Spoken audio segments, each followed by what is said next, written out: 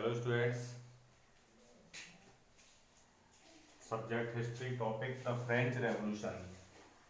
Students, today's topic is France became a constitutional monarchy. In previous lecture कि what was the outbreak of revolution, यानी revolution से क्या मिला हमें.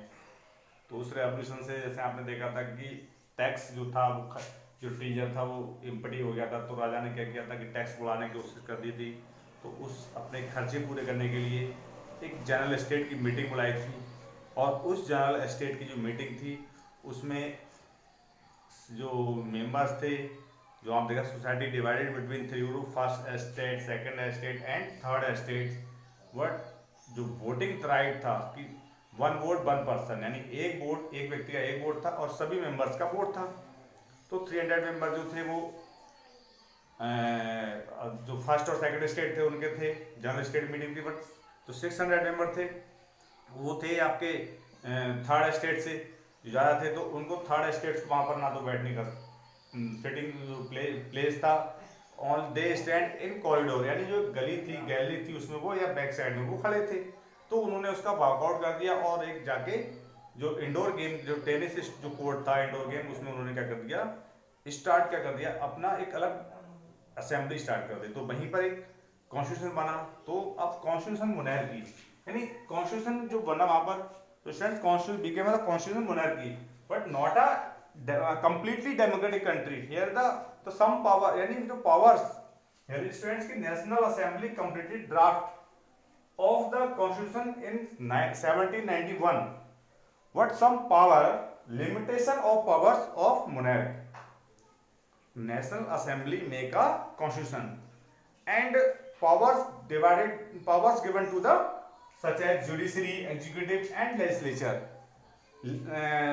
Power, limited power, यानी given to limited power to the king, यानी king को जो powers थी वो लिमिट कर दी. उनकी जो पहले powers थी king की, रहेगा वहां किंग, मतलब सिस्टम में चेंजिंग आ गया. जो वर्किंग होगी वो कॉन्स्टिट्यूशन के अकॉर्डिंग होगी. नाइदर किंग, यानी पहले क्या था, किंग ही जुडिशरी था, किंग ही एग्जीक्यूटिव था स्टूडेंट्स, एंड किंग लेजिस्लेचर, यानी किंग ही, यानी all powers have king. But now France became a constitutional monarchy, powers given to the constitutions, यानी constitutions to these judiciary, executive and legislature, and limited power to the king, यानी king की जो powers थी वो क्या करती, limited कर दी स्टूडेंट्स. सो हियर स्टूडेंट्स अब देखिए यहाँ पर क्या है कि सेपरेशन ऑफ पावर, यानी पावर को सेपरेट कर दिया गया कि कुछ पावर्स किंग के पास हैं, कुछ जैसे हमारे यहाँ पर आप देखा कि प्रेसिडेंट की पावर है, यानी top of the citizen of India, यानी इंडिया का top citizen president. But limited power has the president same like a king.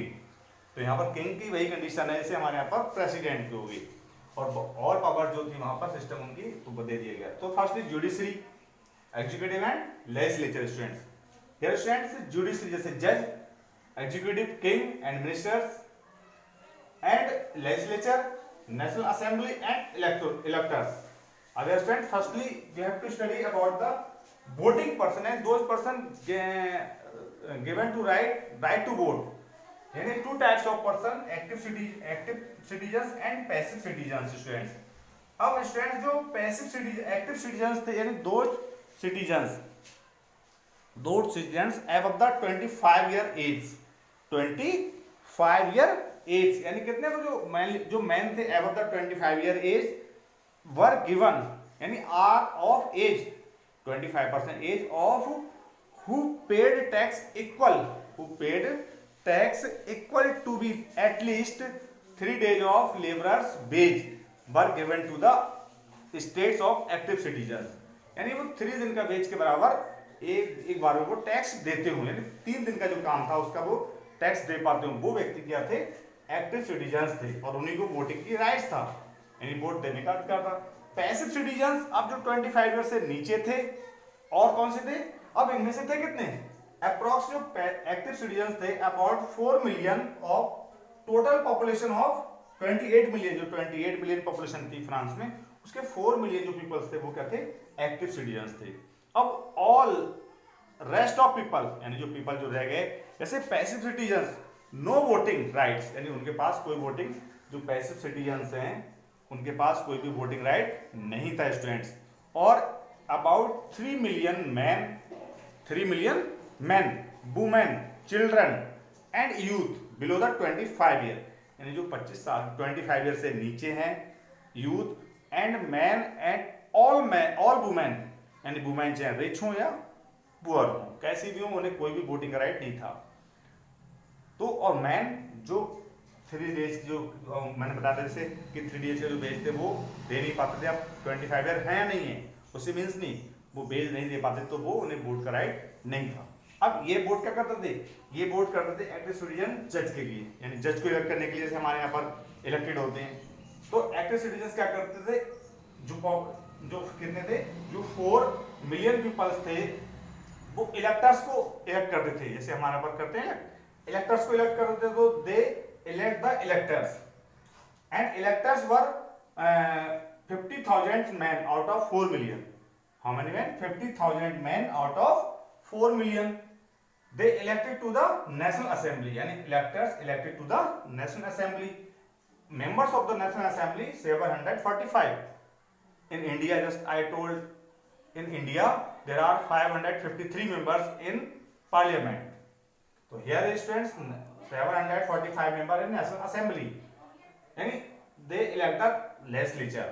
अब here students some powers here students, and national assembly control, national assembly control to the ministers, यानी national assembly थी किसको control करती थी? Ministers. किसको? Ministers को। And national assembly also control to the king, national assembly also control to the king, but king have veto power, king have veto power. King के पास वो राइट था कि उसको हाँ या ना करना है, यानी जो भी डिसीजन आता था, जो भी राइट्स आते थे, जो भी लॉ आता था, उस पर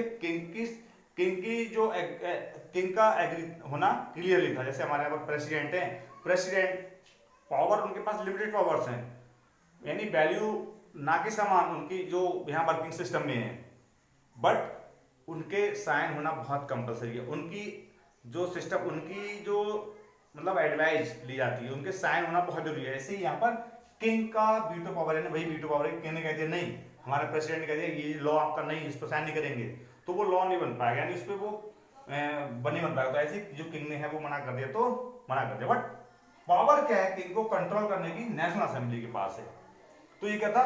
नेशनल असेंबली डिक्लेरेशन जो था आपके यहाँ पर, यानी एक्टिव सिटीजन्स और पैसिव सिटीजन्स। और नीचे तक स्टूडेंट्स एक main point here is now declaration of the rights of man and citizens, यानी अब वहां पर जो राइट्स थे सिटीजन्स, जो थे वहां पर मैन और सिटीजन्स, वो राइट्स डिक्लेयर कर दिए, यानी उनको जो राइट्स थे वो वहां पर उनको दे दिए गए कि सिटीजन्स, यानी rights such as the right to life, freedom of speech, freedom of opinion, equality before the law, है ना, ये सब क्या थे? ये राइट थे, such as right to life, freedom of speech, freedom of opinions और राइट टू यानी इक्वलिटी बिफोर द लॉ। ये वहां पर जो राइट्स थे वो क्या कर दिए गए थे स्टूडेंट्स, मतलब गिवन टू द पीपल्स, यानी मैन एंड सिटीजन।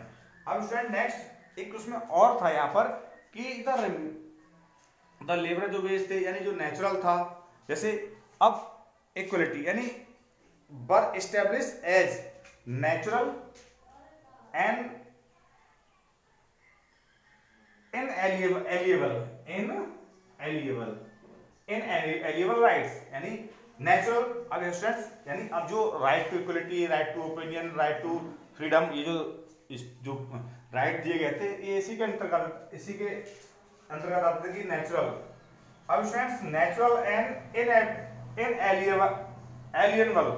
इनएलिएनबल जो था word here students, in natural means जैसे बी गिव द बर्थ, यानी गिवन, यानी आपने जैसे आपने बर्थ लिया, जन्म लिया, तो आपका यानी जन्म अधिकार हो, यानी आपका ये अधिकार है जीने का, आपको जब आपने बर्थ लिया तो आपको जीने का अधिकार है, तो वो नेचुरली हो गया।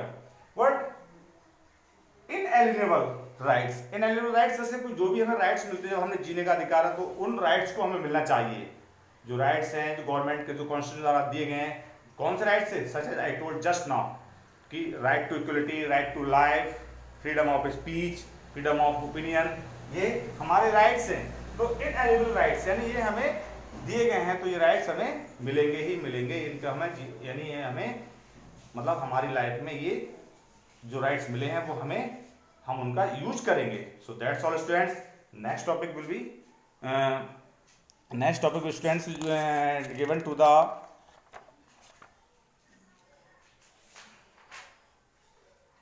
French became a republic.